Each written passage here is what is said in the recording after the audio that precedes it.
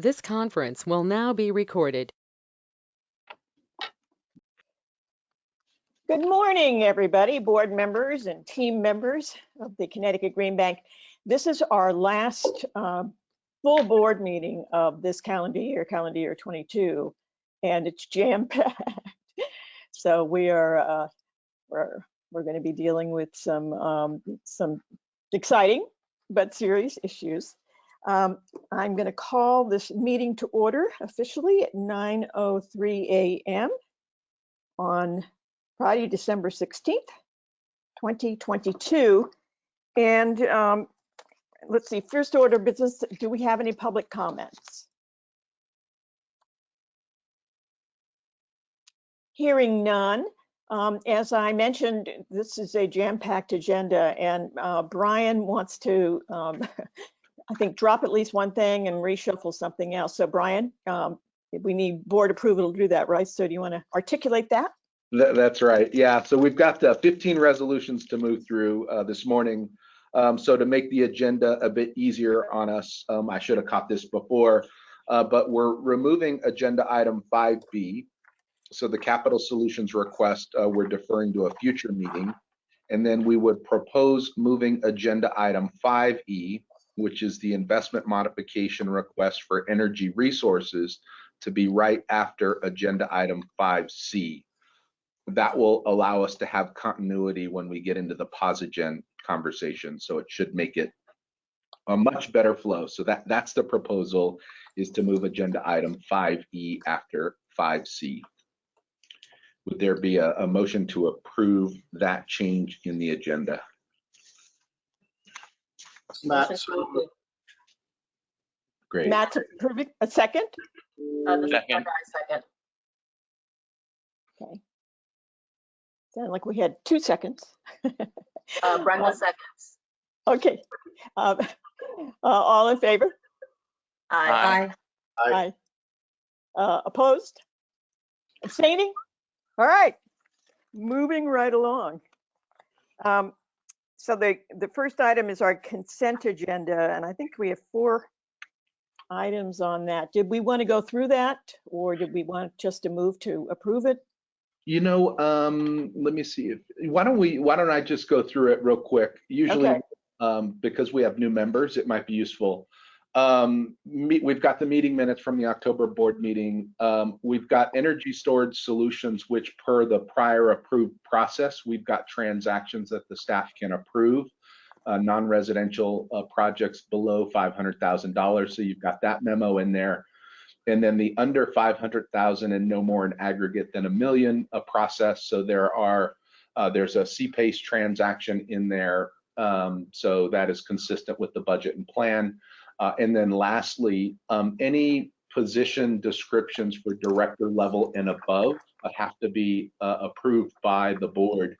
And this is a position description to promote Sergio Carrillo. So those are the 4 items up for resolutions 1 through 4.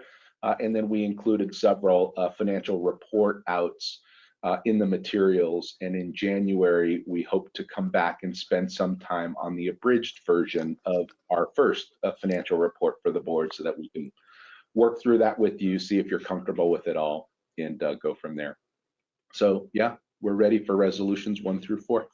Okay, do we have any discussion? Anybody want to talk about it before we ask Tim for a motion? Okay, do I hear a motion to approve the consent agenda?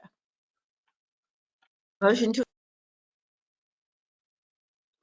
That was Adrienne. Okay. I'm sorry. Yes, Adrienne speaking. Sorry. Okay. On my computer, there are tiny little dots with tiny little. Can't read those, right? H. And do I hear a second? John Hardy. John? Okay. All in favor? Aye. Aye. Opposed? Abstaining? Okay. Moving on. The next item, financing programs, the updates and recommendations. And I think Mackie's going to start off talking about some of this.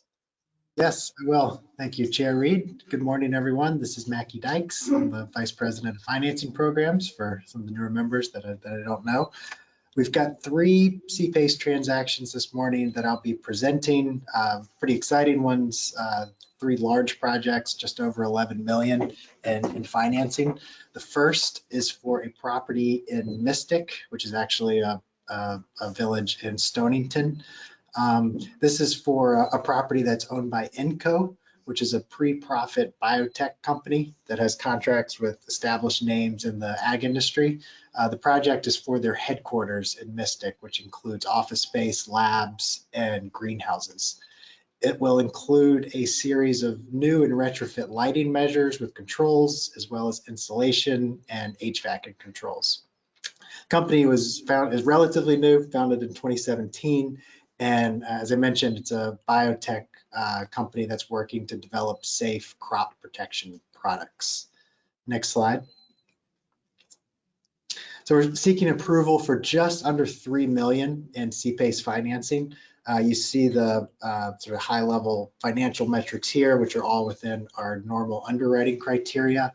The process here is slightly different than the typical transactions that we bring for approval.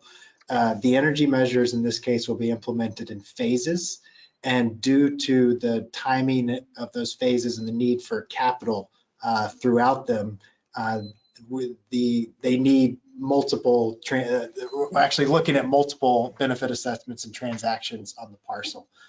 We would initially close on 1.3 million in CPACE financing just for the lighting, but the metrics you see here are the expected numbers for the entire project. For that phase 1, as I mentioned, it's all lighting. The term would actually be a little shorter, so 15 years, and the SIR, it's lighting, the payback's typically much higher, so the SIR for that first phase is 1.99. But the overall, the estimated useful life is 17 years, so the sort of blended term would be that. And taken all together, the SIR is 1.32. And as I mentioned, we're splitting it into at least 2, potentially 3 transactions because of just the need for capital, as well as the timing of Eversource and incentives for certain measures that take longer than others.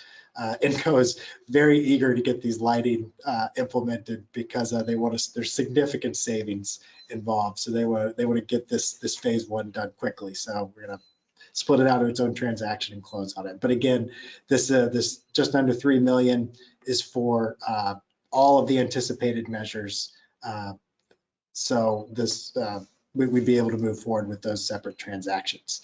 There is a chance that they're looking at solar, and it's not included in these numbers. So if they do decide to move forward with that next year, we would likely come back for approval for that addition. Next slide. And let's skip ahead. It's our normal 5 Ws. You see the project metrics here. The contractor is Earthlight Technologies, which we've had a long time relationship with in the program, really since the early days of the program. It's also worth noting that this was the first project that Peter Ludwig, who's our senior manager of market engagement, worked on when he started, which was almost 2 years ago. So it's a great example of how long the development timeline for these comprehensive CPACE projects can be, and why they need the close attention and handholding of Greenbank staff. So kudos to Peter. This project wouldn't have happened without his pushing along and development. Next slide. And more of the financial metrics here, and then next slide. And let me turn it over to David Beach, who was the underwriter for this project, for just a quick overview of that. I should go to the next slide quick. Thanks, Mackie. I'll try to be pretty efficient here. Just want to give the board a brief little overview of how we got comfortable with this underwriting. So Enco as a company, they essentially use novel technology to create biotechnology products for the agriculture space. Some of the key things we looked at was, one, their ability to continue raising funds. They're not quite a pre-revenue company. They do have a small amount of contracted revenue, but they're definitely very early on in the development of the company, and so are sustaining large net losses at the current moment. So we wanted to really make sure that they have a good ability to raise funds, and their Series C round, which was completed earlier this year, was a good show of confidence. They raised about $70 million, and so far have fairly substantial and sophisticated investors. A few examples are on the screen right there. Bill and Melinda Gates Foundation and Terra Capital and our very own Connecticut Innovations is very excited about ENCO, so that gave us some confidence there. We also looked at the management team. Management team has a lot of really strong experience at industry leaders at Dow, Monsanto, and DuPont. And the company also has strategic partnerships with those some industry leaders as well. A few examples are below: Syngenta, New Farm, and Bayer. So these kind of key items were enough to get us comfortable with this underwriting, and happy to answer any questions if anyone has any. So I just want to, this Lonnie, quickly make it real quick. So we've been going after Monsanto for years because of some unsafe agricultural products. So they're an investor in this? No, but the CEO of Enco Chemical had a leadership position at Monsanto prior to starting this current company. Oh, okay. Yeah. So that the middle but group, not an investor. Yeah, the top three are the investors. Okay. The middle group is the experience of the management team, and the bottom three logos are some of their strategic partnerships. Okay. Yeah. Great. Move to the next slide then, the resolution. Before I turn it back to Chair Reed, just want to also give kudos to Catherine Duncan, who's on the line, I believe, who was the transaction manager for this complicated project. She's done a great job. Do we have any questions before I call for a motion? Okay. Do I hear a motion to approve Resolution 5? Binu So Chandy, moved. aye. John Harity. Okay, so Benu will say yes, Second. and then John will say second, or? Yes. Okay, good. Good. All in favor? Aye. Aye. Opposed? Abstaining? Okay, good. Moving on. Great, let's move to our second large CPACE transaction. This one is a little more straightforward. So the property here is 100 Reading Road in Reading. This is a just over $3 million primarily solar project for a very large assisted living facility there. It's just over 600,000 square feet, named Meadow Ridge. Next slide. Here you see the financial metrics. I'm looking at a 20-year term loan, quite a valuable property. The financial metrics all within our standard underwriting criteria. Next slide. And let's go on to the next, those are our standard 5 Ws. Next slide. So here's the project tear sheet. I'll highlight a couple things here. One, you see the SIR is a little lower than most solar projects, right on the edge of exceeding 1 at 1.02. This is several reasons here. One, this is a carport, which is more expensive than a standard rooftop or ground mount project. They actually did pursue a ground mount project for a while, but ended up being shut down by the town because of some land use issues. So they're looking at a carport now. There's also a significant amount of roof repairs included in this, just under 500,000, as well as an EV charger. And then they also had a ZREC, which, as folks might be aware, the ZREC program ended a while ago, so the clock has been ticking on that contract. They've been losing revenue as they've sort of tried to figure out how to make this project happen. However, the SR is greater than 1, and the residents of the facility are incredibly eager to show, that where they live reflect their clean energy values. So they've been all over the management team about getting solar done. So it's really the environmental needs that are driving this project rather than the financial. Also worth pointing out that obviously this is a large project. Verigy is the contractor here, solar company here in Hartford that we've done a lot of work with. They've become one of our leading CPACE contractors. They also won our two most recent solar map RFPs, one for municipalities and then the latest one for the state. They'll be building over a dozen projects for us through those RFPs. So a lot of confidence in them. Next slide. Nothing really to add here, more of the key financial metrics for the project, which I already talked about at a high level. So given the time constraints, I'll turn it back over to Chair Reed for any questions. And let me give kudos to Elise Puzelli, who was sick today, so couldn't present, might be on the line though, and who, again, large, complicated transaction. She did a great job spearheading this one. Oh, I'm sorry. I forgot. I need to turn it over to our underwriter. No, sorry, Chair Reed, a little preliminary. The underwriting update on that. Oh, good. Thank you. Thanks, Mackie. Yep, Louise Della Pesca here. We can stay on this slide. I don't have an additional one. So this is a continuing care retirement community, as Mackie said. And it's a community, it's a business that has had positive EBITDA, healthy EBITDA over the 3 years of financial statements that we looked at, over $8 million EBITDA. It does make a net loss, but that is due to several large non-cash items associated with a property that is mortgaged. So there's interest payments and also depreciating property, plant and equipment. This is an underwrite where we focused heavily on whether the business generates enough cash to meet its obligations, because it is a business that maintains net liabilities on its balance sheet. So we analyzed closely the cash position in the cash flow statement and then gained an understanding of how the business covers its cash commitments each year, which is via the maintaining a balance between the number of residents moving into the facility and the number of residents moving out of the facility.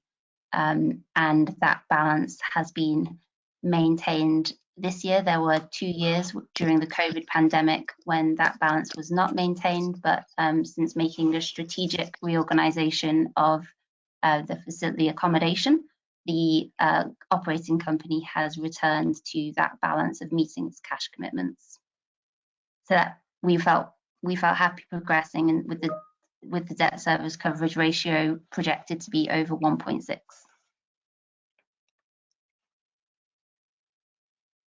Great. Thank you, Louise. And now I will turn it back over to the Chair Reed. Thank you. Are there any questions, any discussion?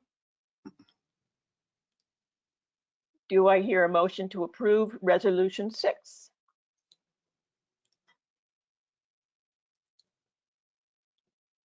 Motion to approve. This is Brenda. Oh, thank you, Brenda. By Binu Chandy. Thank you, Binu. Okay, all in favor? Aye. Aye. Aye. Opposed? Abstaining? Okay, excellent. Moving on to our next item. All right, and finally, our CPACE transaction in Hartford. This is actually not our typical approval. This is very preliminary in terms of the process, but given its how unusual it is, wanted to go ahead and have a conversation with the board about it. So we're talking about 237 Hamilton Street in Hartford. This is in the Parkville neighborhood, very close to Parkville Market, which several of you might be familiar with. It's a proposed rehabilitation of a former factory to a mixed-use commercial and residential complex.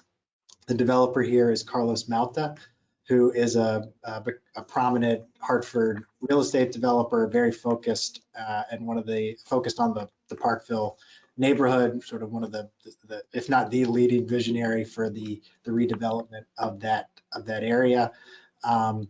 This is one of the key projects in that overall redevelopment. As you can see, it would be quite a large project, anticipated construction cost of $95 million.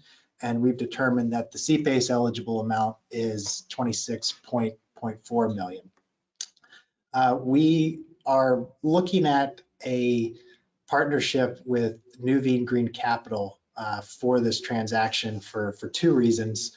One, if we were to act alone as the primary lender of the $26.4 million, that would represent quite a large exposure for us to a single credit on our balance sheet.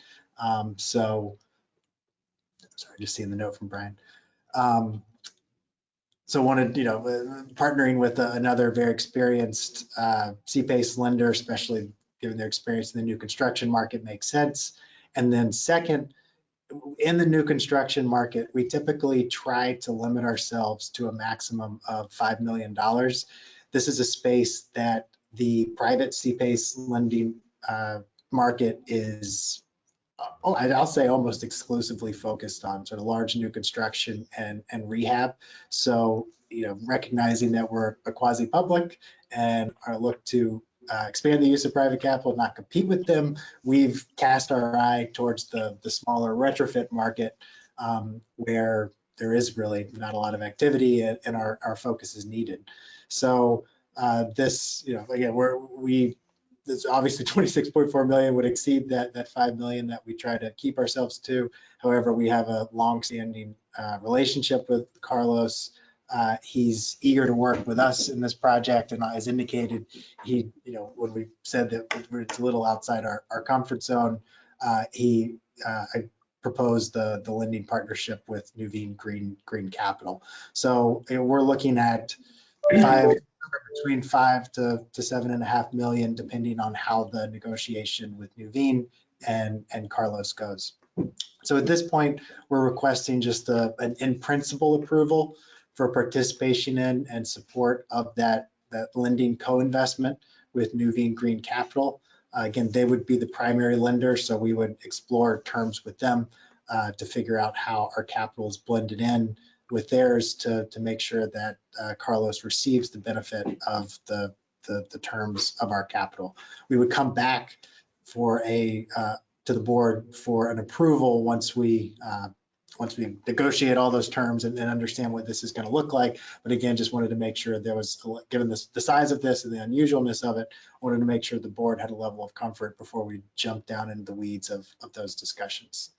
So Bert, unless you have anything to add, who's my partner in crime on pulling this deal together, then I'll turn it over to Chair Reed.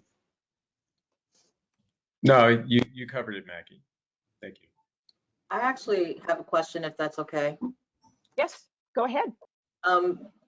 My biggest concern of this project, the scope and size of it, along with the developer who doesn't have the best reputation for being a equitable landlord. So my question is, what is the equity return to the community for this project? Meaning, how many of the residential units will be affordable? Will there be any assurances that people who are employed on the project for construction and other areas, will there be an emphasis placed on diversity and things like that? So we haven't actually gotten to really negotiating any points with the developer, with Carlos. All we've offered is essentially our typical high-level terms for any CPACE transaction. So in terms of the specifics of requirements around workforce or the affordability, we haven't gotten into any of that. The plan now is, just looking at the number here, it's 189 of rental apartment units, which would, I believe, all be market rate. Carlos did make a point that the market rate in that area is still within the affordable metrics. I will obviously have to do diligence on that. But certainly, I'd love to have a conversation, assuming we can get approval to actually enter into trying to figure out what this would look like. It'd be great to have a conversation with you to see what you would like to included in that. And I know that there's a strong interest on the developer's part to access a lot of the new tax credits that are available under the IRA. And there are workforce, at least wage requirements that are required under many of those in order to access the higher level of those. So that'll be a carrot that we can offer. But certainly would welcome a discussion about what we can do. Yeah, I would appreciate that. And I think if there were a way to maybe quantify the equity return or return on equity, I think that that's perhaps maybe a key principle in all projects that we should think about as a criteria. And I would appreciate a sit down later to talk about the equity concerns. Lonnie, I have a couple of questions as well, if that's okay. Who's that? Matt. Oh, Matt. Okay. Of course, Matt. Yes, go ahead. Yes. In case you were worried, my microphone hasn't been broken this morning. Oh, excellent. Excellent. Just following up on Brenda's, just a comment, Mackie, when you talk to him, I do a lot of affordable housing work, and we hear a lot that the market rents are in line with affordable, but that's really a lot different than something that's deed restricted affordable. So that may be true now, but it's always worth, if we do want to get affordable, we should get those locked in case the market rate starts to exceed what's affordable. A comment. My big concern, and really, I read the memo, and unless I missed any material, there's just no environmental information about this project, and that coupled with the size, which is I think 5 times our normal, more than maybe 6 times our normal limit, makes me really uncomfortable. I know this site is in the ABC program just from Googling it while we're on the call. So there's clearly some environmental cleanup. The developer, when he purchased it, must have done a ton of due diligence, I'm guessing. So I don't know if we've received all of that, but I would want to see all of that before we go down any path with this developer, especially if it's going to be used for residential use, which is obviously, as everyone knows, a higher cleanup standard. And just I'm not really sure historically what was done in that facility, but whether there's any emergent contaminants or contaminants of concern that need to be addressed. On top of that, I would say if we're starting to really get involved in this space, and we've got a couple of them, we really need to, I think about getting some sort of insurance for our collateral, environmental insurance. It's a product that's out there, to protect lenders in particular. A lot of deals in this space use that product, and it's a cost that we could ask to be baked into the deal, but it would give us another way to protect our collateral. Hey Matt, this is Brian speaking. We're still early in this process, but environmental indemnifications, due diligence, all that would be part of the steps we're taking out from here. We would also be bringing outside counsel. I mean, this is all good ideas, so we're all on board with that. And yeah, those items definitely will be very much reviewed, especially because it's a residential property.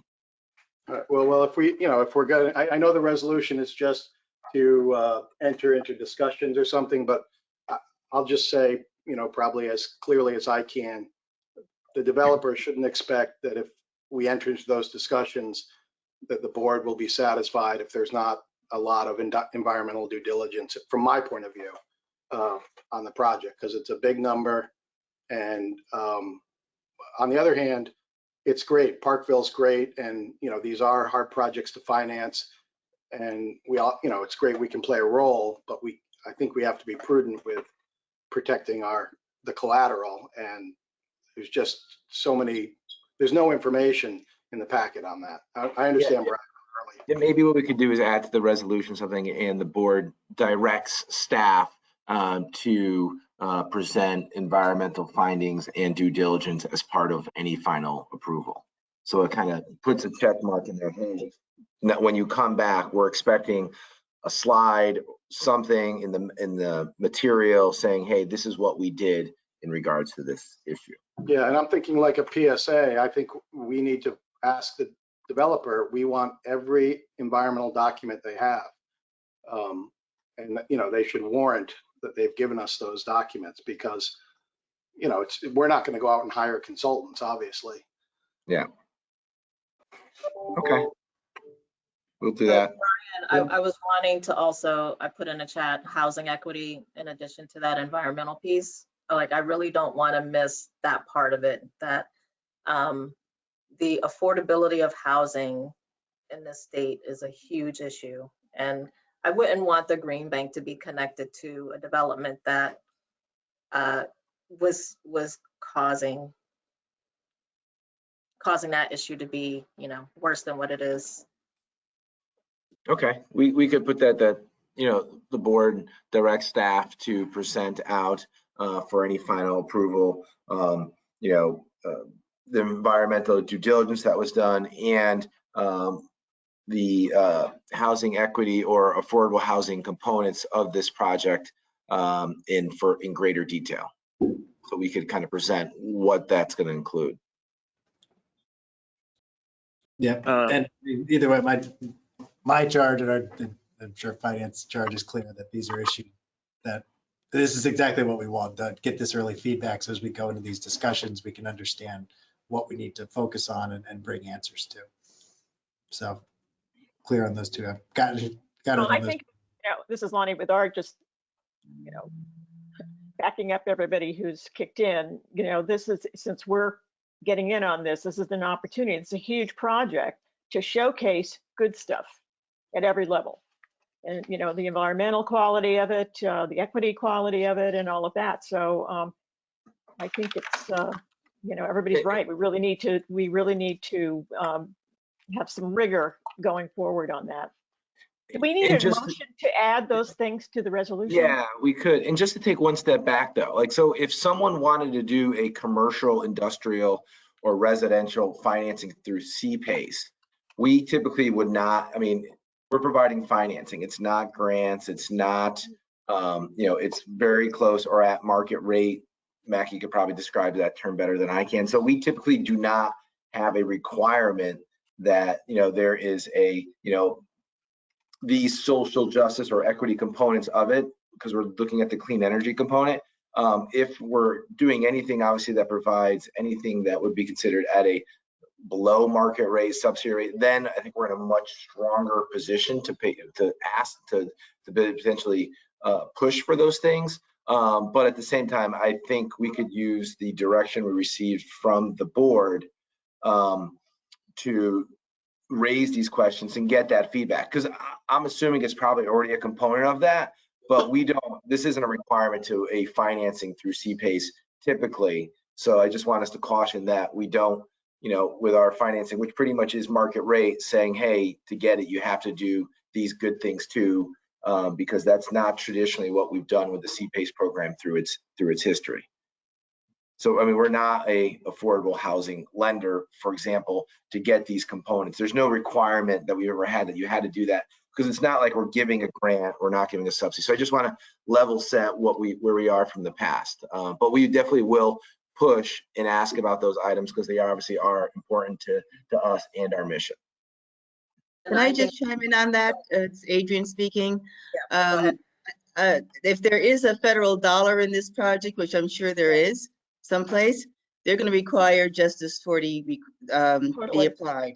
Yeah. So if you guys don't know about Justice 40, Brendan and I and Brian and a whole bunch of people can give you a primer on it, but it means that every federal dollar that's invested in a project, 40% of it has to go to disadvantaged communities. So you can make the case that, building affordable housing in this neighborhood is good, but you've got all sorts of stuff going from the governor on down to DEEP, who is represented on this panel, that states that when you got these investments, you do have to look at the environmental justice aspect of it, and you have to look at some of the equity issues that we've been talking about. So I don't feel any compunction whatsoever by holding their feet to the fire. In addition to that, I mean, given the fact that we're 6 times the average loan, I think that that definitely deserves way more scrutiny, and perhaps even just a consideration into going into this project, especially with someone who doesn't have a solid reputation as a landlord in the city. That can be problematic for the reputation of the Green Bank later. No, this is great feedback for us because I was not aware of that. That's something that we'll do our due diligence on, and we're definitely obviously going to be pushing on the social equity pieces. And I think, and Adrian's point is well understood too. So we hear you. I think we're all aligned from a board and staff position. Madam Chair, I'd like to add something too from DECD's perspective. This is Binu. Oh, hello, Binu. Absolutely. Yeah. Historically, we were the same for brownfield funding and for other competitive funding. We did not have an affordable housing requirement, but since July of this year, we are requiring that all of our projects have affordable housing component on the redevelopment piece. So we are requiring that if they're, if it's a rent or sale, we are requiring that 10% of units are affordable to households making 50% of AMI, or 20% of units affordable to households making 80% of AMI. And that is, we are trying to get everyone to strictly comply with it, or they have to have a good reason why they shouldn't comply with it. And I can share that policy in the chat box. That would be great, but if you don't mind. Yeah. Madam Chair. Lonnie, I had a question if I could. Yes, Which John. is a much simpler question. It's John Harity. It's a really big project. Is it, do they have confidence that they can fill the spaces? That will certainly be part of our diligence, and then we've got at this point a market study that was done that indicates that there is demand, but certainly that will be one of the key points of our diligence. Yeah, because Hartford has a lot of open offices, and I don't know about housing, but and I hate the idea of speculative building that then does not pan out, and I wouldn't want to be associated with that either. Absolutely. Yep.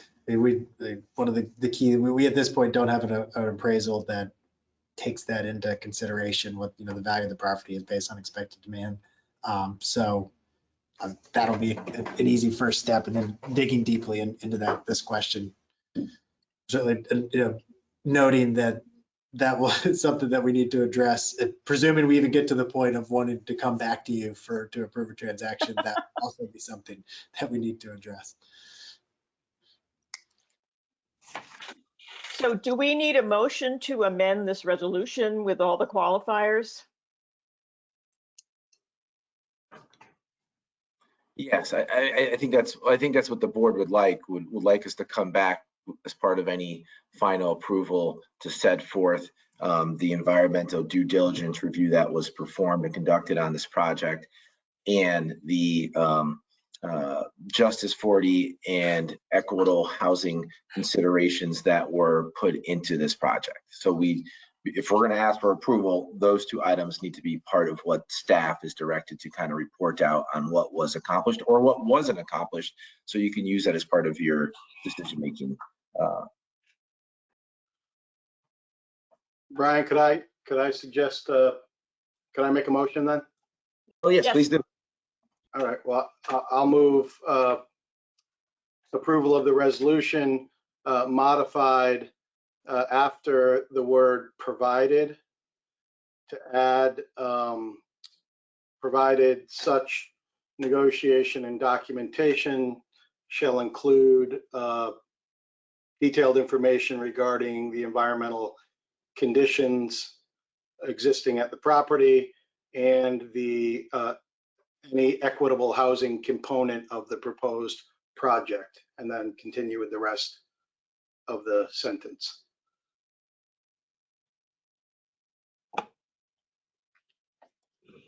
Okay. Do I hear a second?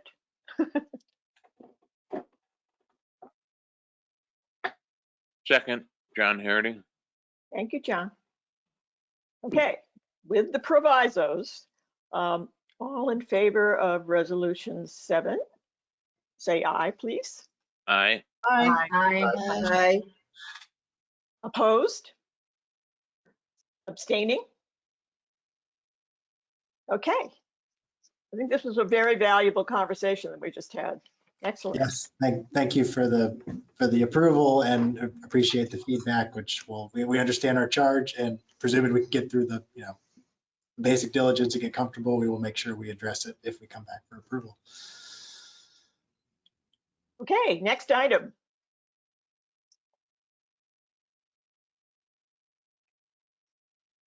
Okay, we're moving over to. Is that Bert? 5A? Yeah, Chair, can you hear me? Yes, I can. Great, okay. Good morning, everyone. Time for the investment considerations, in addition to the 3 we just heard from financing programs. We have 6 items before the board this morning, 5 modifications, 1 new capital solutions for an existing relationship. 3 are relatively straightforward, especially since we rearranged the agenda. So we'll do those up front. The other 3 require a little bit more discussion. So let's move right ahead with the Groton fuel cell request. This is just bringing forward the issues that were brought before the board in October, where we had identified the operating issues that they were facing with the fuel cell that are requiring some modification at the site, and which is going to require the fuel cells to operate at a little bit lower output until full repairs are made into late in 23. But the plant has been operating continuously, except for scheduled downtimes since this past September. So in addition to that, FCE is working with the utility, CMEC, Groton Utilities, and the U.S. Navy to finish the contract adjustments that are required as a result of that lower output. So the senior lenders have to wait for that to close out before they move ahead with their reapproval process. They had approved this transaction. They're still favorable on the overall project, but those approvals went stale. So they just have to wait until the situation is reset completely, which is expected either later this week or in the next few days. So that's as a result, we're moving out asking the board to move out the complete document by date to March 31 of 23, and that should be shown on the next page. So I appreciate a motion and a second and a vote. Thank you. Any questions? Does anybody want to discuss? This is Matt. I'm going to abstain because I've abstained on previous matters for this. Do I hear a motion to approve resolution 8? Brenda, motion to approve. Thank you, Brenda. Do I hear a second? Second, Adrian. Thank you. Okay, all in favor? Aye. Aye. Opposed? And Matt's abstaining. Anybody else abstaining? Okay. Moving on to our next item. Okay. This Capital Solutions request has been deferred. That's the one that I brought to the board for in principle approval. I will just note that the Berkshire Bank is in the process of formalizing their presentation, which I reviewed recently. It's in good shape, and the company is Butterfly is actually considering it as we speak. And probably, if that is successful, we'll bring it back to the board in January. All right, over to 5C. This is also. Could we go back one slide? Okay. This is the C4C with Amalgamated Bank. This was an item that was brought before the board. On the next slide, you'll see the changes that were approved by the board. On the right-hand side in that green box, the revised facility, which has the green bank going from 16.7% of the facility up to 40% in an effort to moderate the interest costs of the facility to this very important CDFI in the Smart E program, which has a considerable amount of its loans outstanding to low-income families. So that was approved by the board in October. Amalgamated Green Bank and C4C needs some more time to finish documentation. So what we're doing is the facility that is up at the end of December is going to be extended by 90 days into March. So a not to exceed by March 31 is what's requested on the next slide in terms of an extension. So again, I appreciate a motion, a second, and a vote. Thank you. Okay, do I hear a motion to approve Resolution 10?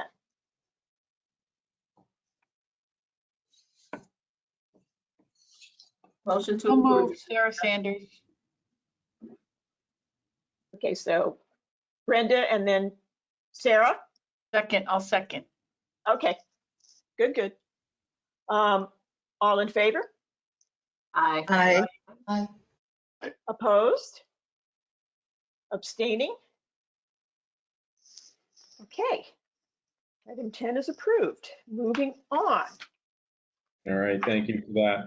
The next transaction is also one that was not reviewed by the board. This is Energy Resources USA. It was a financing programs transaction.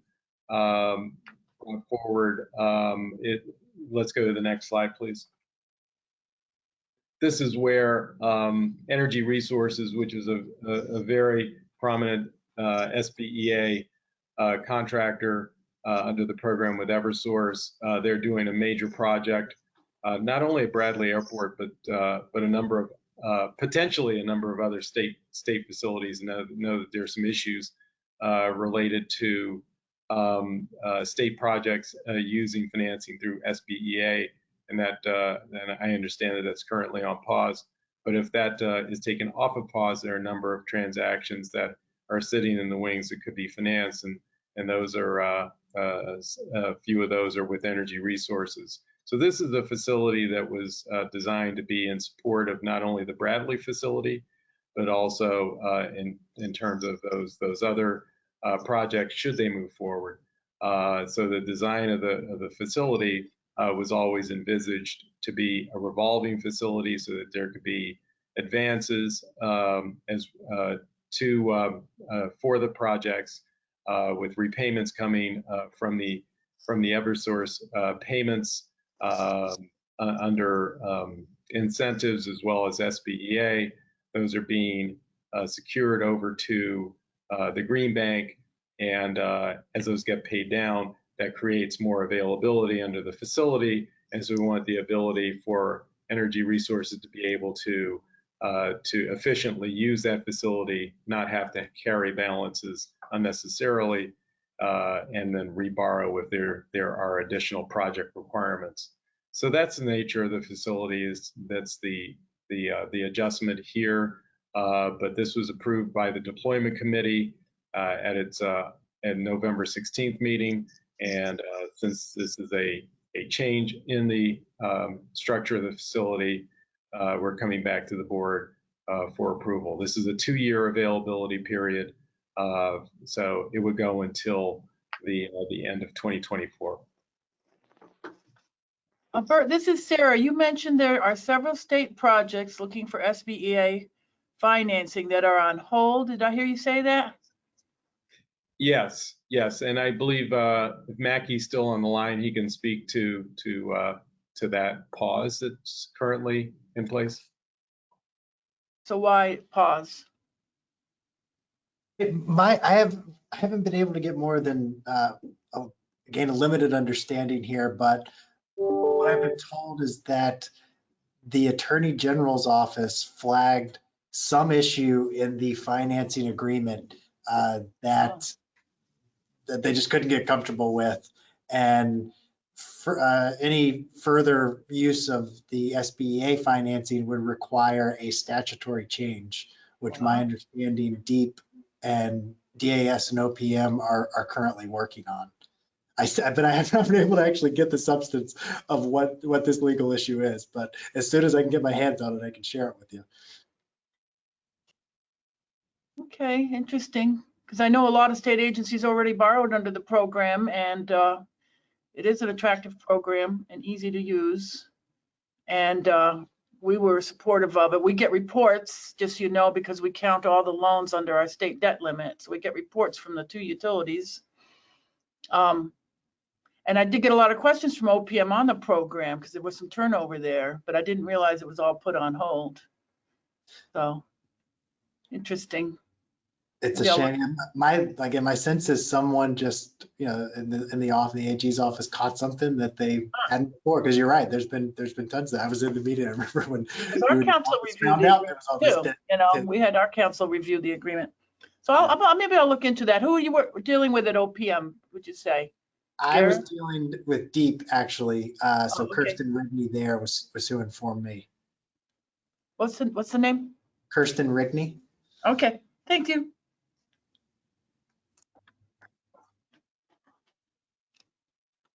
Okay, so I think we're still looking for a motion and a second and a vote. Do I hear a motion to approve Resolution 12? This is Matt, so moved. Thank you, Matt. A second? I'll second Adrian. Thank you, Adrian. All in favor? Aye. Aye. Opposed? Abstaining? Okay. Moving on. Next item. Thank you, thank you. Okay, this is also, if we can go to the next slide, it's a modification of existing Posigen facility. This transaction was approved in July of 2021. This was a refinancing of their Posigen's facilities that they had outstanding with Ares, and it was refinanced by Congressional Bank, as they were known at the time. They've now rebranded into Forbright Bank. So it's a first lien, just to refresh people's memory. It's a first lien, second lien facility, so senior and subordinated. 140. You look at the facility down there in the lower part of the slide. You'll see that the first lien amount is 140 million. The second lien amount 11.2 million. But that's where the Green Bank is. We're leading that. But we have participants that are locked in. They've already had their cash in that facility from long ago at 6.75 million. And in fact, we have sustained our advances to that facility, which has helped with our sustainability plan in terms of return on capital.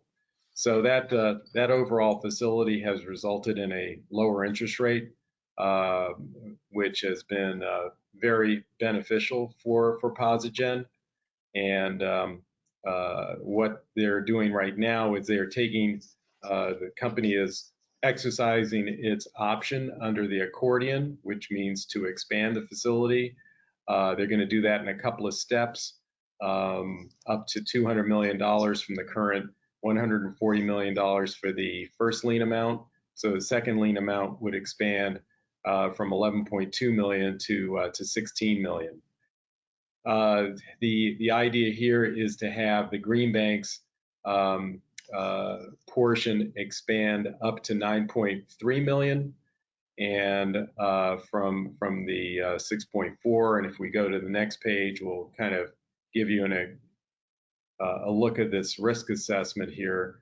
So it's an additional 2.9 million, but what we wrote up in the memorandum are the credit statistics of the portfolio, which do remain very strong. And the actual lease structure is aligned with the benefits, bill saving benefits, which are just getting even better with the unfortunate increases in electric rates that I'm sure you have all noticed in the press. Their capital raising abilities have also been of note. So not only are they able to get this extra 60 million capital raise under the Forbright facility, but the new investor base has plans to inject another 25 million of corporate capital into the company, into Posigen in early 2023. Now, I want to point out that this is in addition to the Series D capital raises, which was done in 2 tranches in December of 2020 and April of 2021, in the middle of the pandemic, which raised $60 million, and a Series E that was raised at the end of last year in December for $95 million, in addition to a convertible equity issuance this August for a further $25 million. And the investor base is very strong. It includes names like Magnetar, Builders Fund, Irradiant Capital, Active Capital, Emerson Collective, which some of you may know. It's the spouse of Steve Jobs of Apple, the 2040 Fund, and SJF Investors. So this is all in addition to a tax equity capital, where the company is currently in negotiations with M&T Bank for a $50 million commitment in tax equity. The term sheet for that was included with your package. And so, all things are going in the right direction for Posigen, and they expect to be reaching parent level profitability by the second half of 2023, which was just really a remarkable accomplishment by this company, considering that we started this strategic partnership with Posigen back in 2015. Next slide, please. Continuing with the risk assessment here, our overall facility exposure would nominally increase from 24.4 to 30.8 million.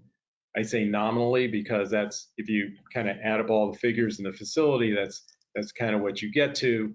But I want to point out a couple of things. First of all, this exposure is spread across a number of different revenue streams. 30% of that exposure is related to consumer leases, which I mentioned earlier. The payment history has been very strong. 24%, so a quarter of the exposure, is really being paid by PBI payments that the Green Bank controls, and those are being swept right to the Green Bank without going to Posigen. Another 25% is related to the battery incentive program that they have with Generac that the board approved. That's another 25%, and that is being swept from Generac right to Green Bank, so it doesn't go to Posigen. And the balance is this tax equity funding, which will be in the next presentation under Capital Solutions, which is 20%, which is backed by the tax equity funding, which I mentioned is M&T Bank. So, you know, we're looking at this as an overall balance here. So it's well diversified. And not only that, but if you go to the final bullet, which is bolded there, we think that this overall exposure in terms of cash out the door at any one time is not going to exceed 23 million and will fall below 20 million by the end of December of 2023. And we can effect control over that exposure by limiting the amounts that are outstanding under the Generac and the tax equity bridge facilities by actually putting words in those documents that kind of limit our cash out the door at any particular time to this metric of, say, the 23 million. So I think that is it for the presentation. We'll let this rest on this slide right here, but would request a motion and a second, and then once the resolution is on the table, we can have discussion.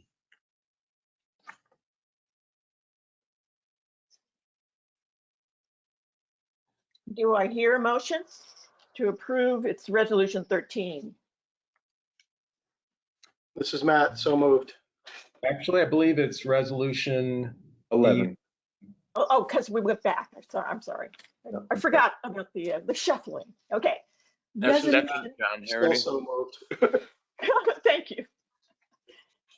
Say, John. Second. Great. Okay, resolution 11. Discussion?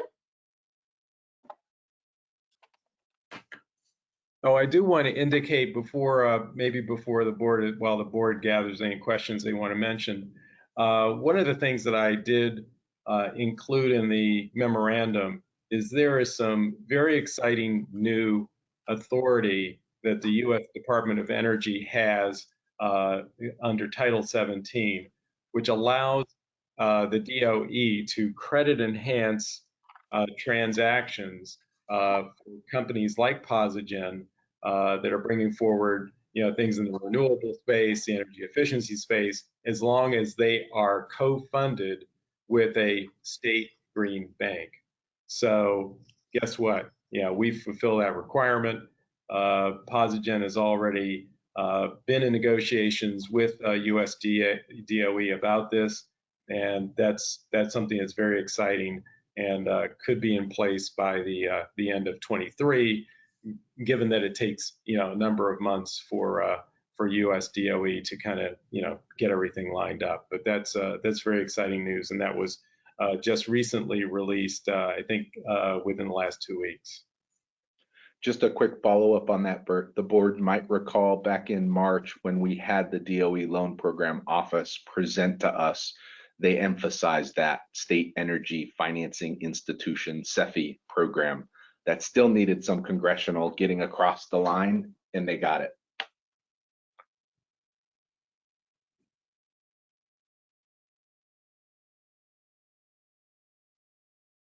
Okay. Did we vote on this yet? I can't remember. Resolution 11. We're having discussion. Okay, good.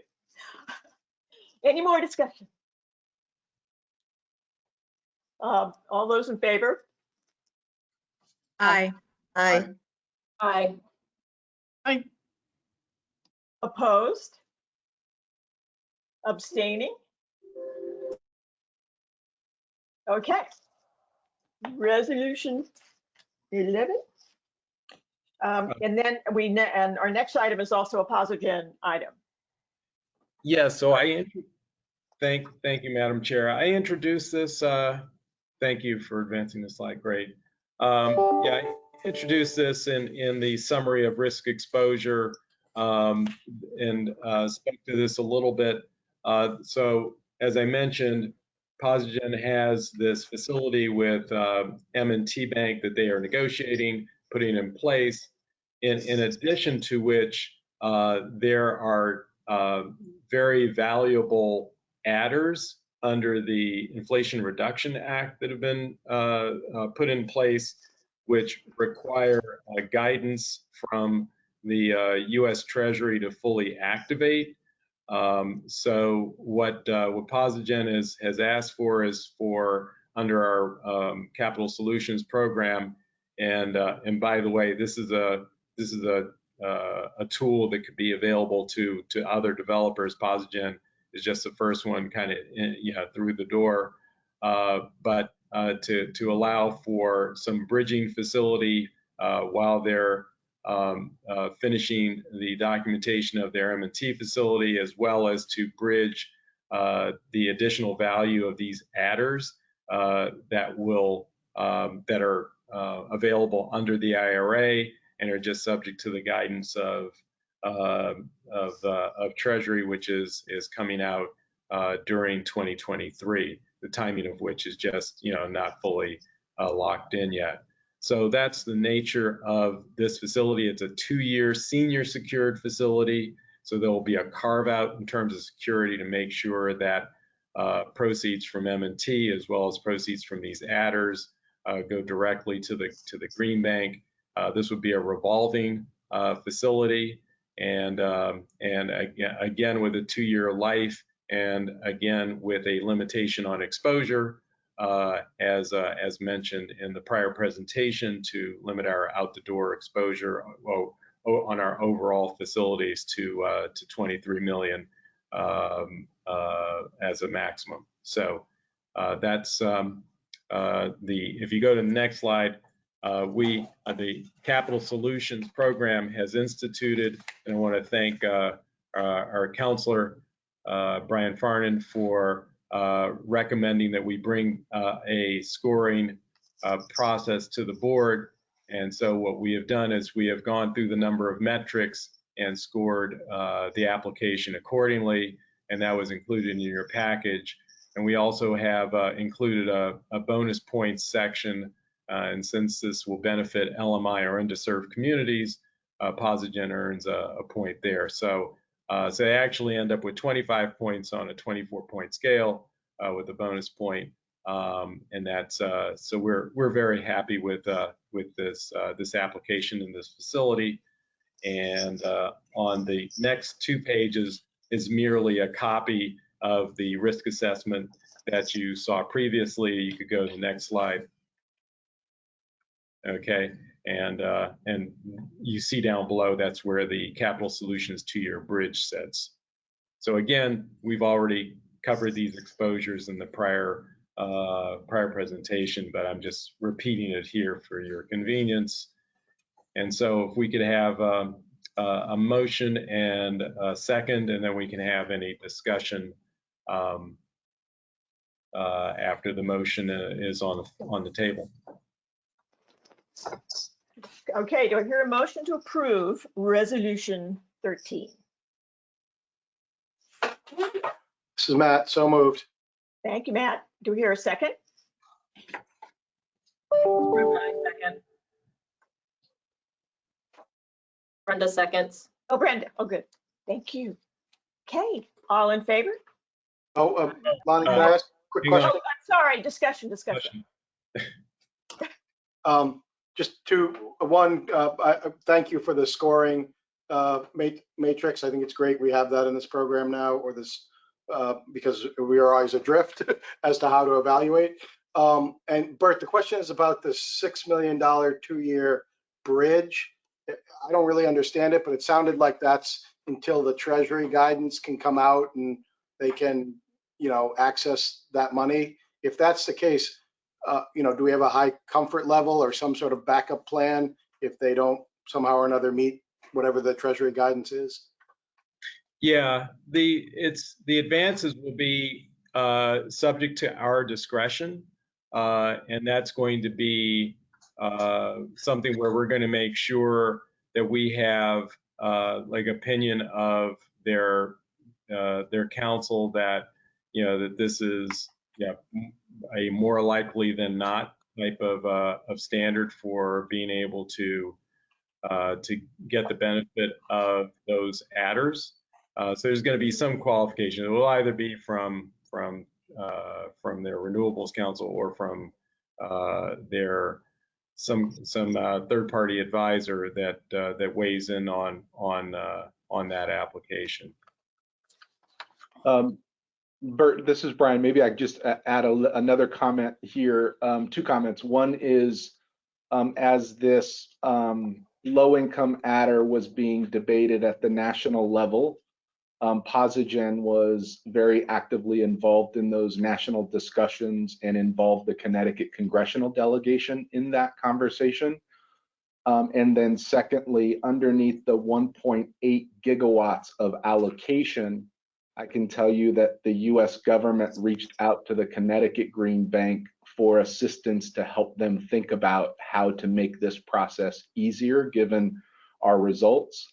We actually looked at possibly seconding a staff member from the state to the federal government, but we're already short and stretched ourselves. But that just speaks to the excellent work of the team pulling all this stuff together and demonstrating results that were in these kinds of conversations. Just wanted to give some of that on the low income adder.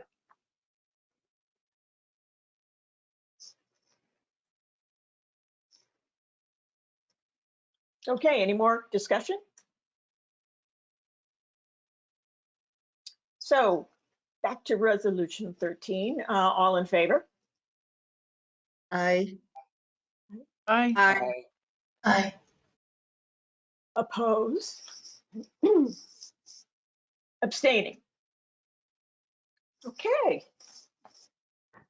Moving on. Canton Hydro, next item. This is the final one in the series of 6, and for this one, I am going to refer this over to Mariana Treef, who I believe is on the line. I am, Bert. Thank you. Morning, Great. everybody. Morning. This is Mariana Treef from the investments team. We came with this transaction last time requesting approval to some modifications given that IPC was coming in to take out one of the senior lenders that was intended to be an SBA loan. We are coming back today to request some changes given that the final completion is delayed and there are some disagreements between the developer and the EPC contractor, and EPC contractor has threatened a potential mechanics lien. Therefore, the intended take out of the SBA loan has been delayed to instead a participation by IPC to the original senior lender, Provident Bank. And the reason for doing this is because they don't want to have to refile the mortgage documents, which currently would have them senior if that EPC contractor were to file a mechanics lien. They haven't filed it yet, and the developer is working on a sort of settlement or dispute resolution with them. So the plan in the meantime, given that SBA will no longer be a funder, is for IPC to provide a participation to what would have otherwise gone to SBA before the end of the year, and then to do a full refinance within 90 days of the new year, or a receipt of a lien release from Wasserkraft, the EPC contractor. Therefore, Provident Bank is requesting that instead of our guaranteeing being triggered upon final completion and release of a lien waiver, that it be released when IPC participation is finalized, and the project is expected to also go into debt repayment then.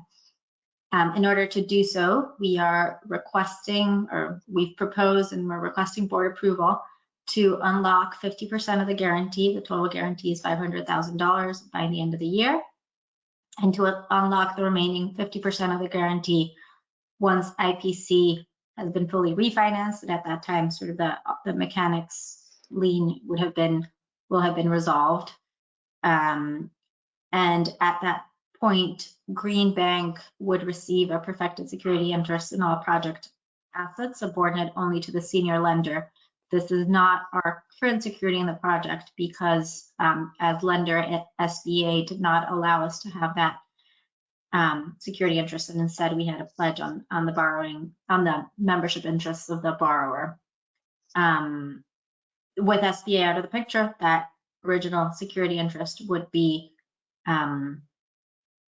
perfected, and to allow for these accommodations, we are suggesting that our loan rate increase by 1% so that we can unlock the first 50% of the guarantee. And once everything is buttoned up and our security interests in the project assets are granted, then that interest rate would go back to the original approved amount.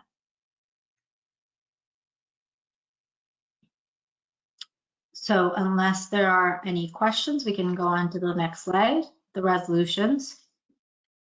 I have a question about the nature of the delay, because it seems like we're going to, my crude understanding is essentially allow our guarantee or 50% of it to kick in earlier than we earlier agreed to. And I'm sure that has some benefit to the owner, but the cause is this delay. So could you just tell us a little? It looks like they're having a dispute with their EPC contractor. Is that resolved and now that delay is moving again, or is that still at a standstill? The EPC contractor is a foreign company, so they are working to resolve that dispute. And at the same time, I mean, what we've believed is that if the EPC contractor the EPC contractor is not willing to file to give us a lien waiver, which would have been a requirement for the project to reach final completion. All else equal, the project is generating revenue and functioning, but we don't have this requirement that would have triggered final completion and our guarantee to unlock. We have sort of reason to believe that if the EPC contractor were to file a mechanics lien, they would have done it already. And so we're sort of letting the clock tick for them to have not been at the project site for 90 days, and therefore aren't able to file a mechanics lien. And if that does happen, then the borrower needs to settle with them, which they're doing regardless and in parallel. Do you know where we are in the 90-day clock? Yes. End of October is the last time they were on the site. So end of January. And if I could add to that, this is Alex Kofanenko, Associate General Counsel. I've been working with Mariana and Bert on this, and Brian Farnan. The unlocking the guarantee requirement, Matt, I think is that's a request from the senior lender, Provident 2, who's been working in really good faith in terms of delay, not enforcing their senior position on the project and dealing with the delays on their side as well. So I think that's important to flag that it's sort of they're at some point they are the senior lender now, and they have a lot of rights that they are in good faith, delaying enforcing so they can have a resolution on the project completion and any potential conflict with the contract.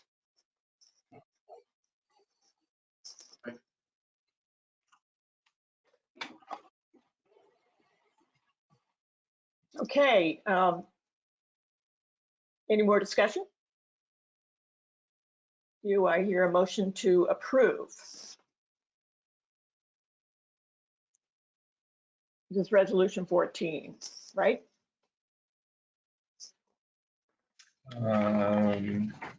That's correct, 14. Okay. This is Binu, so moved. Thank you. Do I hear a second? I second. This is Brenda. Thank you, Brenda. Okay. All in favor? Aye. Aye. Aye. Aye. Thank you. Opposed? Abstaining? Okay, thanks, everybody. Right. Moving. Thank you very much. That was quite a lot of transactions. Appreciate the board. Sure was.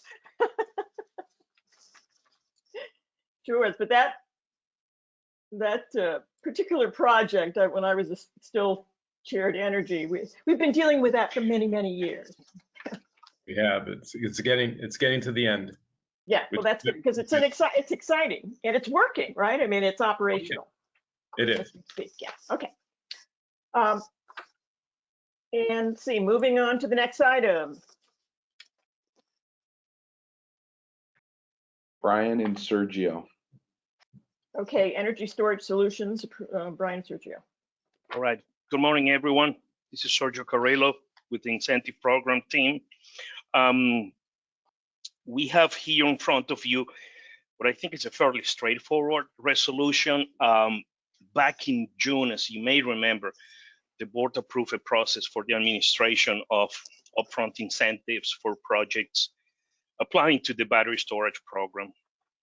The process authorized Green Bank staff to approve residential incentives that are capped at $7,500 and C&I incentives under $500,000. All incentives exceeding $500,000 would require board approval.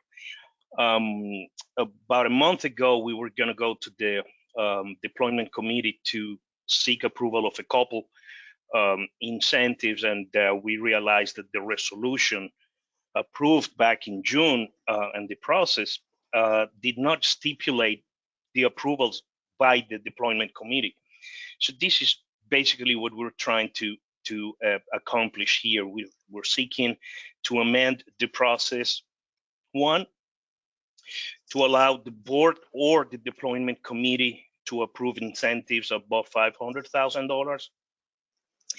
And second is below the deployment, but it would still be below the deployment committee threshold. So anything that went over like 2.5 million would still have to go to the board. To the board, correct. Thank you, Brian.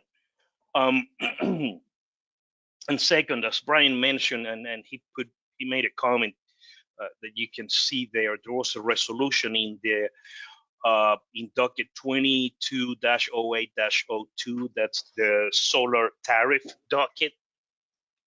There was a recent decision by Pura that establishes or authorizes multifamily affordable housing to be treated as a residential customer and not as a commercial customer as before.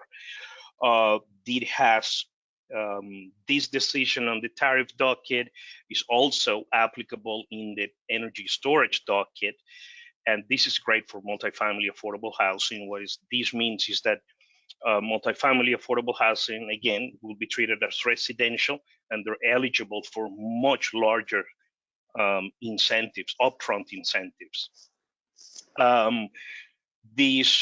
The single residential incentive is capped at $7,500. For multifamily, is capped at $7,500 times the number of units in the building. So the chances of these projects being much larger are very obvious and may well exceed $500,000, for which we will need board approval. So this is what we're trying to amend. Again, the inclusion of the deployment committee to the approval of incentives, and we're including language to refer to the multifamily affordable housing approvals. Brian, anything else you want to add here? No, I mean, at the end of the day, I think as we kind of roll out the program and we work through the process, we're like, you know what, I think there's some minor changes that we need to make. And at the end of the day, whenever we get something approved by the board, we want to make sure what we're doing is consistent with what the board has authorized to do. And so we're like, so we weren't going to make changes to the process that were inconsistent with the past authorization. So let's bring it back. It's kind of a straightforward, simple issue. So let's just bring it back to the board and get this cleaned up. Excellent. Yes, thank you. And now it's the resolution. Okay. Do I hear a motion to approve resolution 15? This is Matt, so moved. Do I hear a second? Second, this is Binu. Thank you, Binu. Any discussion prior to voting? Just for my edification, can somebody help me understand who consists of the deployment committee? I'm new, so apologies.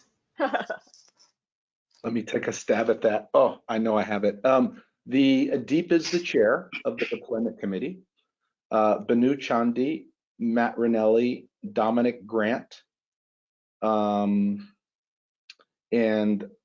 given Lonnie's position as chair, if a quorum is needed, she can also serve. Am I missing any board members? Forgive me. I'm trying to recall it. Is Tom on it? I can't remember. Tom is not on it. Okay. Brenda and Adrian.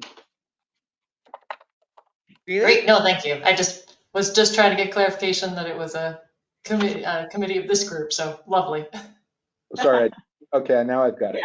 So Vicky, it's a subcommittee. It's one of our subcommittees. Yeah, exactly. Thank you. That's all I needed to know. Absolutely.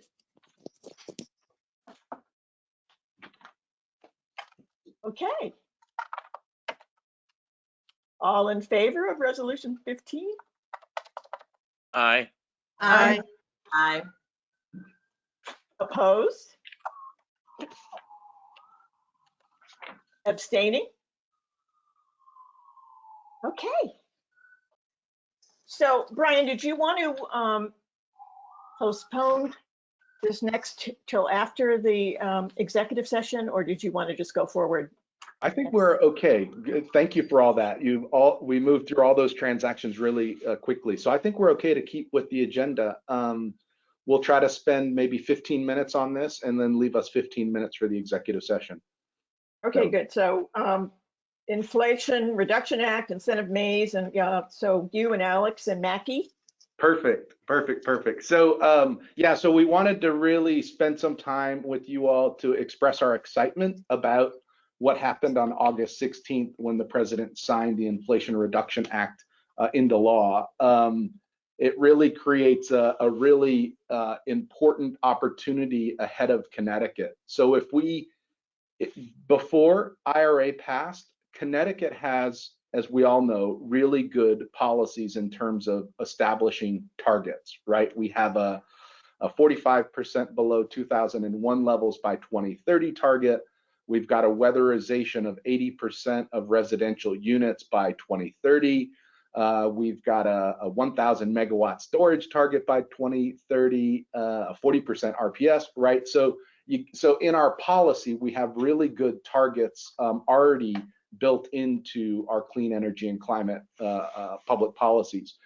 In addition to that, we've also got good incentive climates. We've got the residential renewable energy solutions, energy storage solutions, shared clean energy facilities, and incentives offered through the Conservation and Load Management Fund. So before August 16th, Connecticut has all the elements, all the pieces, and now with affordable housing, which we're going to get to in a second, has all those pieces to really succeed. Now, as a result of the Inflation Reduction Act, we now have all these credits, and Alex is going to work us through all the different credits, some of them that we've got ahead of us in Connecticut, a number of the different adders that makes projects more attractive, as well as certain abilities to trade value in these tax credits. So if we just kind of stood back right now at this point, what's happening is all our families and businesses that are hearing news in the press about all this federal money coming down for climate and clean energy are like, okay, where do I start? So they're literally, and Bert like coined this term, the incentive maze. It's literally in front of them is this maze. And what we need to do is we need to simplify that process for them so that we can get them from the start to the end as easily as possible, because when we do that, we're going to start to see a lot of families and businesses moving to clean energy given the state and federal incentives and public policies. So I'm going to now turn it to Alex, who's going to walk us through the various federal opportunities that came through the Inflation Reduction Act with respect to tax credits and some rebates, actually. Alex. Sure. Thanks, Brian. I'm not going to try to get into the weeds, and I think there's a lot. I wanted to first of all point to the the memo that was provided to the board, and I think that's just a good jumping off resource that you can review and share externally in terms of just a summary of what the various tax credits are. And there's obviously a lot more that we don't know at the moment, because there's a lot of this requires IRS guidance to expand on, and we've just started that, receiving that in the past few months, and expect more hopefully before the end of the year, but definitely early next year. But some high level things are that the additional new labor requirements that are really in the context of renewables for projects above 1 megawatt require prevailing wage and certain apprenticeship requirements, and the initial guidance for that has been issued by IRS, and those projects that are having begun construction before the end of January will be subject to those rules. And the very exciting thing is the adders that you can get on top of the 30% traditional ITC for things that are such as energy communities, domestic content, and low income. In certain combinations of these various adders, you can have a tax credit that's 60% for third party owned solar system that's servicing a low income housing project. And that's just an example of a project that can achieve that. And we have a lot of, but this is an area where we're, again, expecting a lot of need guidance from IRS in terms of specific brownfield, the definitions that the IRS will be tracking to enforce these as they relate to other state programs and definitions in terms of brownfields, whether we have communities in Connecticut that will trigger the fossil fuel employment and higher than average income qualification for energy communities, as well as we have a couple of retired coal-fired electric generating units that we need confirmation that those will qualify. And so at the very least, we'll have large, if not all parts of Bridgeport and Hartford, Waterbury, other large metropolitan areas that will be eligible for an increased tax credit in the commercial third-party multifamily owned space. So, and then there's a lot of tax credits in terms of EVs, used EVs, residential energy efficiency improvements that were completely revamped and expanded.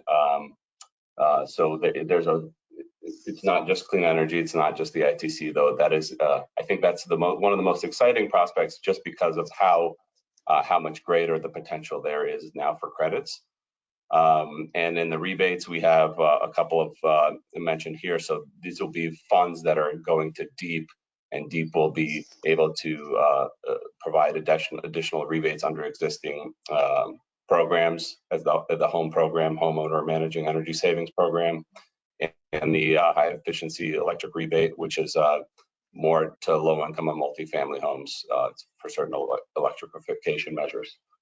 So again, Brian, is there something specific you want me to focus on? But I would again point the board to the list of incentives we have in the memo, and just the caveat that it's very exciting, especially in terms of renewable energy generation and the potential for these adders in energy communities, which again will be large parts of metropolitan areas in Connecticut for sure. We don't know, we can't delineate them now until we have IRS guidance, but we know that we expect those large areas to qualify, and the low income adder that we hope to make sure works with existing Connecticut programs and is being incentivized in the same way, and hopefully participation, getting some, for example, getting a low income electric incentive from the RES and RES program could qualify you in that for that designation. Things like that will require further review of the IRS guidance and how we can coordinate that with existing state incentive programs. Excellent. Thank you, Alex, for that overview. I would just say that when the bill was passed by the Senate, immediately the staff was all excited and giddy and wanted to get together to dive into what was, I don't know how long that bill was, Alex, but it was big.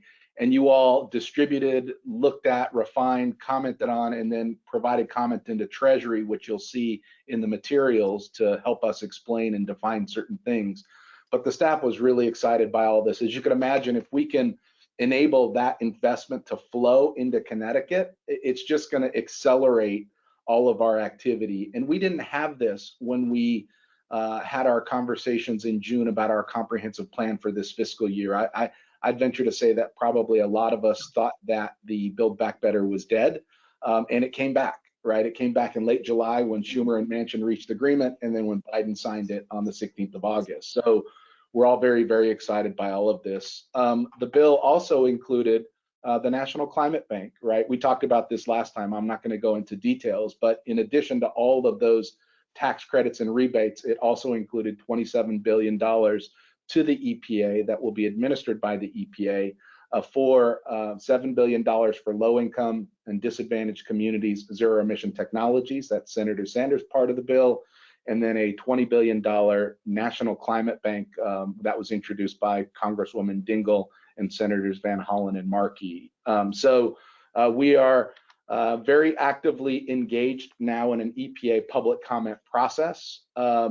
We've got an incredible team that is this is our priority, is ensuring that Connecticut maximizes its receipt underneath the Greenhouse Gas Reduction Fund, because this is what we were created back in 2011 to do. I mean, we were the first green bank in the country. Public Act 1180 created us, Section 99. We've demonstrated it over a decade and have become the model. On November 1st, Bert led a session with other green banks and EPA staff. On November 1st and 9th, and these are links. I think if we clicked on the PowerPoint, you can go to the links. On the 9th, myself, Bert, and Ashley testified in the listening session. We filed public comments to the Environmental Finance Advisory Board, which is an advisory board of the EPA, on the 1st of December. And we filed comments into the EPA on December 5th. Take a look at them. You could really see how much time and effort we put into that. So as our team has been wrestling with this opportunity in front of us, one of the things we put out there was, okay, we've got all this great stuff on incentives and policies in Connecticut and all this stuff coming on the federal level. Okay, gang, what are some of the areas that we should be digging into to try to demonstrate how we could navigate that incentive maze and make it easier? I don't know if Joanna's on the phone from OPM, but I was really surprised to see, we went through an exercise of identifying all the different use cases. I think we had close to 20 different end use cases. And these are the top 5 vote getters from that list of our team. I was surprised to see resiliency hubs at the top. This is an area of specialization of Joanna Wozniak-Brown on OPM on our board.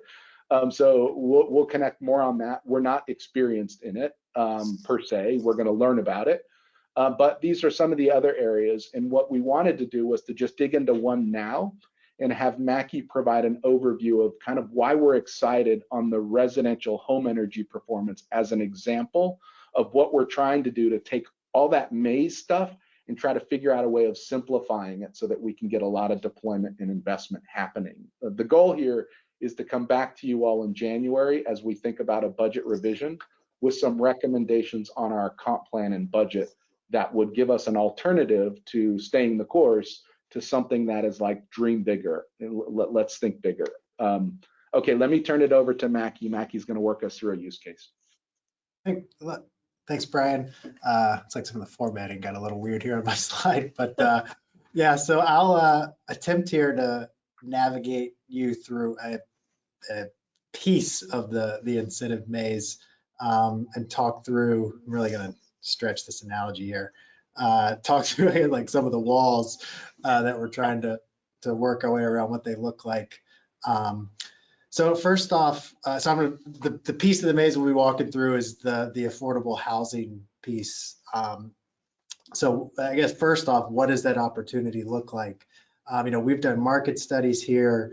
That's one place to look, but where I think the best place to focus on the opportunity is where Pura, through their Residential Renewable Energy Solutions Program, known as RRES, which is the successor to RCIP. So that's the residential solar program, which thanks to work that the Green Bank and Deep led on a few years ago, is now open to affordable housing. So PURA, within that RES process, designated what is affordable housing. There's actually a list of 1,300 properties with over 80,000 units that they've deemed affordable that can access the RES program. And as I think as Sergio mentioned in his presentation, that was expanded to the storage program as well, that definition. So I think it's a good place to start. It doesn't include the naturally occurring affordable housing. So we're still trying to wrap our arms around what that universe looks like, but we've got a very defined set that we can initially go after. So what's the opportunity in terms of the financial incentives and tax credits? We'll start in the renewable space. We got Section 48, which is the investment tax credit. Alex mentioned some of those adders. Depending on how they stack up based on your location and project characteristics, you can access up to 70% tax credit, which that's incredible. What that can mean for the numbers on a renewable project. You pair that with the access to RES, which this year you're looking at nearly a 32-cent tariff rate. So potential unbelievable economics for renewables. On the storage side, Section 48 provides for up to a 50% tax credit, depending on the adders. And as mentioned earlier, there's an enhanced energy storage incentive through the program we administer for affordable housing. On the EV recharging infrastructure side, under Section 30C, there's a 30% tax credit for the infrastructure that's placed in service in a low-income community. And we've got a utility incentive program, I think it's been around for about a year now, that for affordable housing, you can get up to $40,000 for a level 2 charger and up to $250,000 for a DCFC. Next slide. So continuing the incentives and tax credits on the energy efficiency side, the 179D tax, or not a tax credit, it's a deduction, has been around for years, but the complexity and size of it really didn't make the juice worth the squeeze for the vast majority of projects. That's been upped to $5 per square foot and has been simplified. So we're trying to wrap our heads around how that's going to work now, because that $5 per square foot represents a big opportunity. On the new construction or substantial rehab side, under 45L, there's up to $5,000 per unit in multifamily housing that's available. On the HUD side, there's a $1 billion grant loan program. I don't have a lot of details on that yet, but it will be available for affordable housing. And then all the rebate programs that Alex referenced that will be coming through state energy offices, should be flowing through DOE to state energy offices, which in our case is DEEP. So it's really just unbelievable the opportunities that presented here under the IRA and the economics that you can piece together under all these different sort of technology areas. We currently have 2 financing products in the affordable multifamily space that can allow a property owner to access those programs and then fill the gaps with financing. But I don't think we've got yet the complete suite of products that we need. So Brian referenced this sort of Dream Big initiative. We've got a group that's focused on our product set, what changes are needed, potentially to existing products or maybe even new products, in order to harness all those opportunities that I just went through. So as mentioned here in the final point, what we want to do is to make sure we've got the product set, and just as important, the process and development assistance.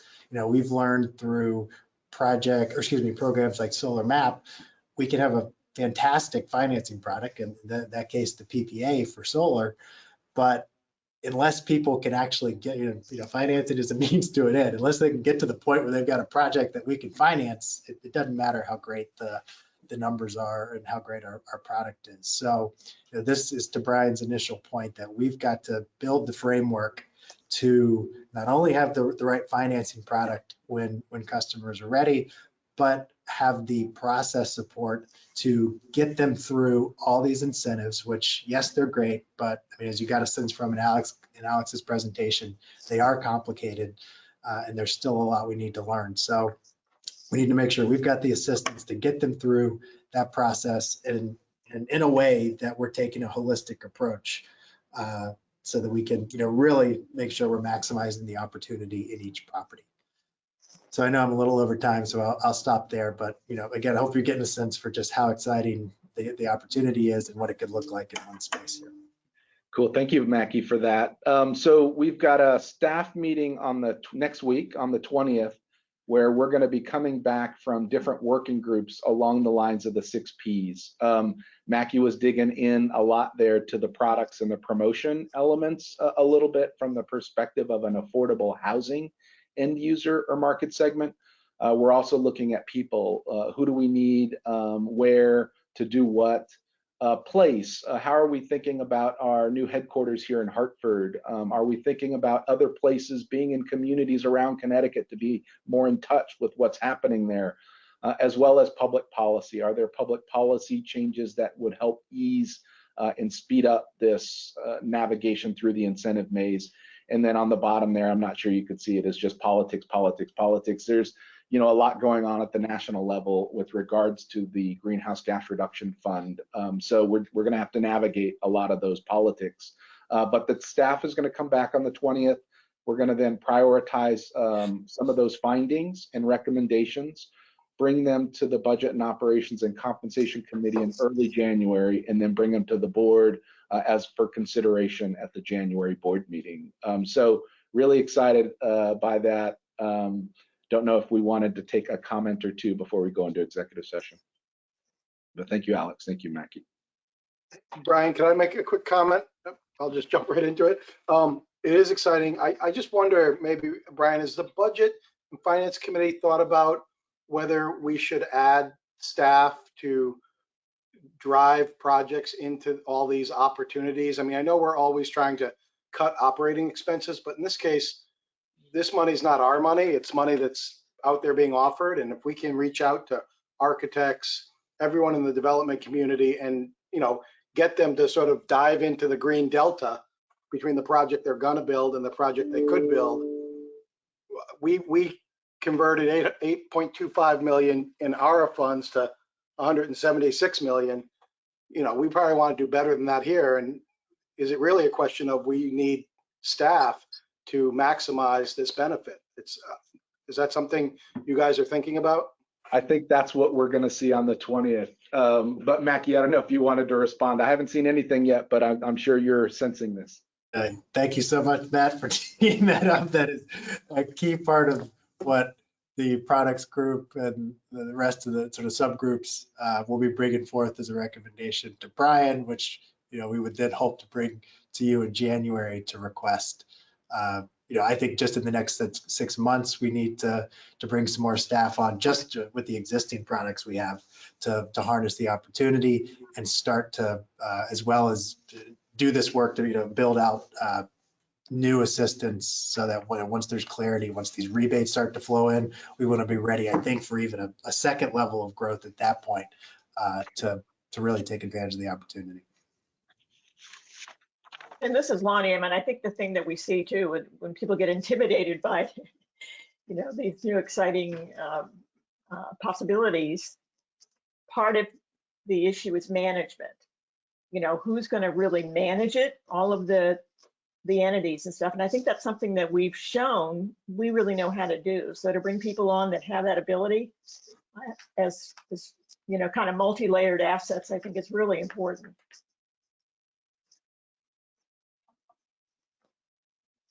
Cool. And just kind of winding down here as we get to the executive session, one final point. We've been involved in a lot of different public comments. We included some of those other ones in this mailing, Housing and Urban Development HUD. our Treasury comments, and then of course the Greenhouse Gas Reduction Fund. And I just want to give a big shout out to Commissioner Dykes and Becca Treach, who's on the line here, who led an effort, a multi-state effort of getting a letter into the EPA from what, Becca, I think 11 or 12 states that would hopefully advantage all of us from the context of receiving federal funding through the Greenhouse Gas Reduction Fund. So it's an all hands on deck activity to try to bring those resources to Connecticut. And with that, I think we're ready to go into executive session. Yes, Mayor Hordick had a hard stop, so she's gone, but I just recounted and I think we have 8. Yeah, we're still good. So we're still good. Okay, good.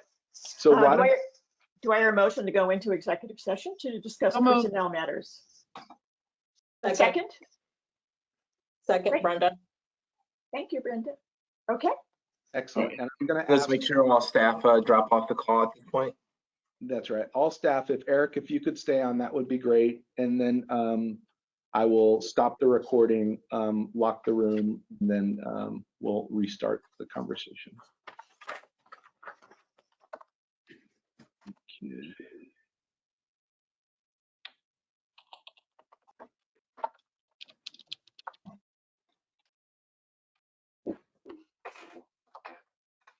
Okay, let's see. It's okay. Ariel, if you want to drop off and just hang out in the hall, that would be great. Yeah, if you could drop off and then come back. Thanks, Ariel. Okay, I'm going to stop the recording. This conference will now be recorded.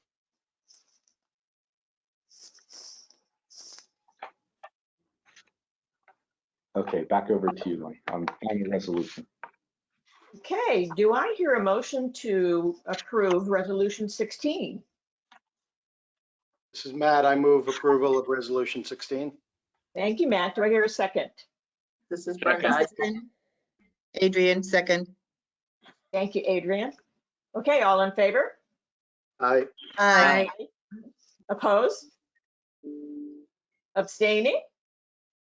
Yep, one abstention. That's what I thought, Becca. Okay. Thank you.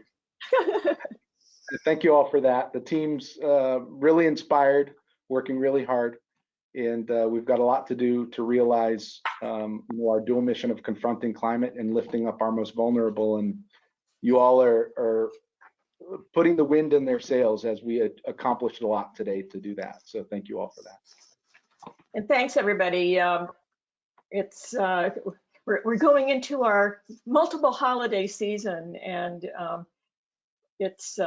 thank you for participating. This has been so important. These are very exciting times. So wishing you all well, happy, healthy, safe holidays. And our next meeting is January 20th, 2023, our next full board meeting. Yeah, I'll be right. Holidays, everyone. I have to run. Okay. Okay. Bye-bye. We're adjourned. Happy holidays. Happy holidays. We're adjourned.